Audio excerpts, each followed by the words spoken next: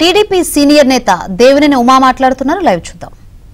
తీసుకొచ్చారో, ఎంత నల్ల చట్టం తీసుకొచ్చారో, ఎంత అడ్డగోలు యాక్ట్ తీసుకొచ్చారో కూడా ఇవాళ రెవెన్యూ రికార్డుల్లో భూ యజమాని పేరు మార్పు చేయాలంటే వారికి నోటీస్ ఇచ్చే సెక్షన్ కూడా లేదు.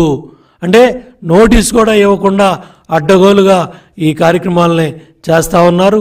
అదేవిధంగా సివిల్ జడ్జిల అధికారాలని రెవెన్యూ అధికారులు కల్పించారు. ఏదైతే జ్యుడిషియరీ సివిల్ జడ్జికి ఉన్న అధికారాన్ని అడ్డగోలుగా రెవెన్యూ అధికారులు కల్పించారు.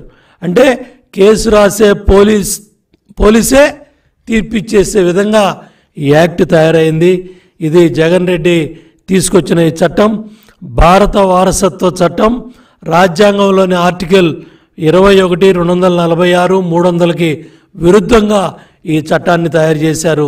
దీనికి కారణం శాసనసభలో అడ్డగోలు మందగోలు బలం 151 సీట్లు అధికార మదంతో ఈ చట్టాలను తయారు చేశారు. శాసనమండలిలో మీకున్న అడ్డగోలు అధికారాన్ని ఉపయోగించి దీన్ని మీరు యాక్ట్ పాస్ చేసుకున్నారు.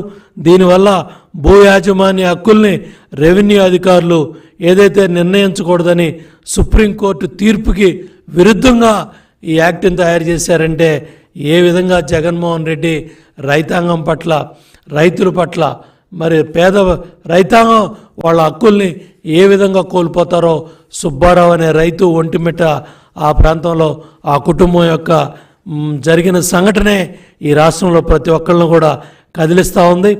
ఏ రాష్ట్రం కూడా ఇంతవరకు ఇంత ప్రమాదకరమైన చట్టాన్ని తయారు చేయలేదు. మరి జగన్మోహన్ రెడ్డి ఎందుకింత అత్యుత్సాహంగా ఈ చట్టాన్ని తీసుకొచ్చాడు? ఈ చట్టంలో సెక్షన్లు కూడా రాజ్యాంగ విరుద్ధంగా ఉన్నాయి. ఏదైతే ల్యాండ్ టైటిలింగ్ యాక్ట్ చట్టంలో సెక్షన్ నెంబర్ 10, 13, 14, 15, 25, 34, 46 ఇవన్నీ కూడా రాజ్యాంగ విరుద్ధంగా ఉన్నాయి. కాన్స్టిట్యూషనల్గా ఏవి కూడా ఒప్పుకునేవి కూడా కాదు. అంత రాజ్యాంగ విరుద్ధమైన సెక్షన్ని ఈ చట్టంలో చొప్పించారంటే వీళ్ళకి రైతుల పట్ల ఎంత మరి ప్రేమ ఉందో అర్థమవుతూ ఉంది.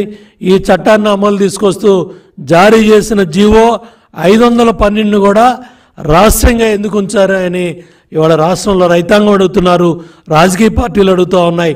ఎవరికి కూడా సమాధానం చెప్పే పరిస్థితిలో అక్కడ సంబంధిత మంత్రులు కానీ, సంబంధిత వైసీపీ నాయకులు కానీ, ముఖ్యమంత్రి కానీ, రెవెన్యూ మంత్రి కానీ మరి వాళ్ళ సమాధానం చెప్పే పరిస్థితిలో లేరు.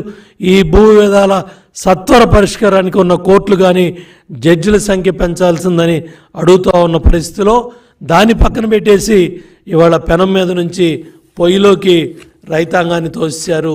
ఈ ఎవరైతే భూములు ఉన్నారో వాళ్ళందరి పరిస్థితి కూడా ఇవాళ పెనం నుంచి పొయ్యిలోకి పడిన పరిస్థితి ఉంది. ఇవన్నీ కూడా ప్రజలు అడుగుతూ ఉన్నారు. సమాధానం చెప్పే పరిస్థితిలో జగన్ రెడ్డి లేడు.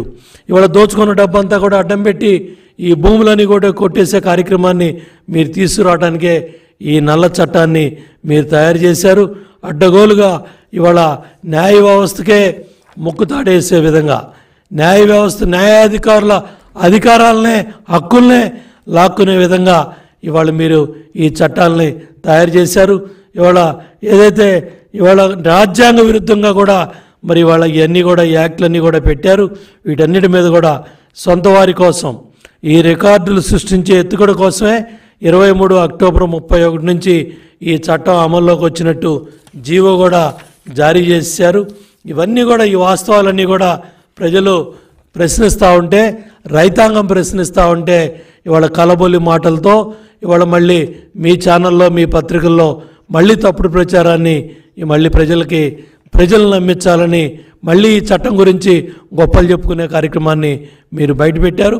ఇవాళ ఏదైతే దశాబ్దాల తరబడి రైతుల తరపున, ప్రజల తరపున మాట్లాడే లాయర్లు చెప్తుంటే కూడా, అడ్వకేట్ చెప్తుంటే కూడా మీరు లెక్క పెట్టకుండా ఇవన్నీ కూడా న్యాయశాస్త్ర పరిజ్ఞానం లేని అధికారులకి ఈ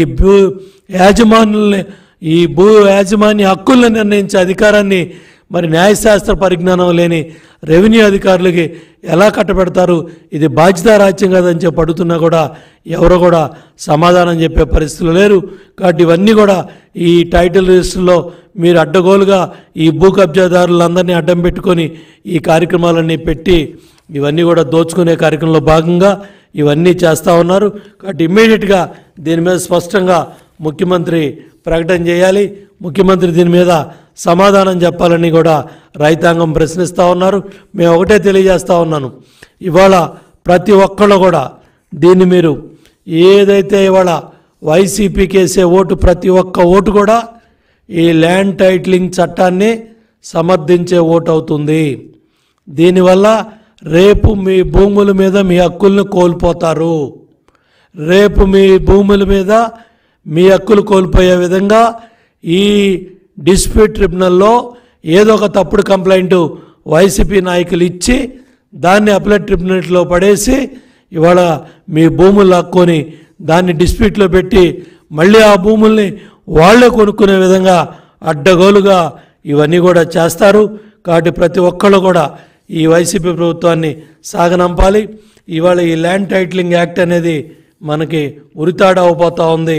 కాబట్టి ప్రతి ఒక్కళ్ళు కూడా దీన్ని గుర్తుపెట్టుకొని ఎట్టి పరిస్థితుల్లో కూడా మరి ప్రతి ఒక్కళ్ళు కూడా ఏదైతే ఓటాడటానికి వచ్చే ప్రతి ఒక్క వైసీపీ నాయకుడిని కూడా ప్రశ్నించాలి, అడగాలి, నిలబెట్టాలి, నిలదీయాలి. ఈ ప్రభుత్వానికి ఓటేయొద్దని, ఈ ఏదైతే ఇవాళ ఈ యాక్ట్ తీసుకొచ్చిన ఈ వైసీపీ పార్టీకి బుద్ధి చెప్పి తరిమి కొట్టాలని రాష్ట్రంలో భూమి ఉన్న ప్రతి ఒక్కళ్ళు కూడా, ఎవరైతే సమాజం పట్ల బాధ్యత ఉన్న ప్రతి ఒక్కళ్ళు కూడా సోషల్ మీడియాలో అట్లాగే మీడియాలో చాలా మరి సినిమాల్లో కూడా ఈ ల్యాండ్ టైటిలింగ్ యాక్ట్ మీద చాలా విపులంగా అర్థమయ్యే విధంగా మరి చైతన్యపరుస్తూ ఉన్నారు. కాబట్టి ప్రతి ఒక్కళ్ళు కూడా ఇది రైతుల్లోకి ప్రజల్లోకి తీసుకెళ్ళి ఎట్టి పరిస్థితుల్లో కూడా ఈ యాక్టు అమల్లోకి రాకుండా రేపు వైసీపీ ప్రభుత్వాన్ని మరి తరిమి కొట్టే విధంగా ఈ ల్యాండ్ టైటిలింగ్ చట్టంలో వాళ్ళు చేసిన దుర్మార్గమైన సెక్షన్లో పెట్టిన యాక్ట్లన్నీ కూడా ప్రజలకు తెలియచెప్పాలని, ఈ వైసీపీ పార్టీని సాగనంపాలని నేను రాష్ట్ర రైతాంగానికి ప్రజలందరూ కూడా విజ్ఞప్తి చేస్తాను.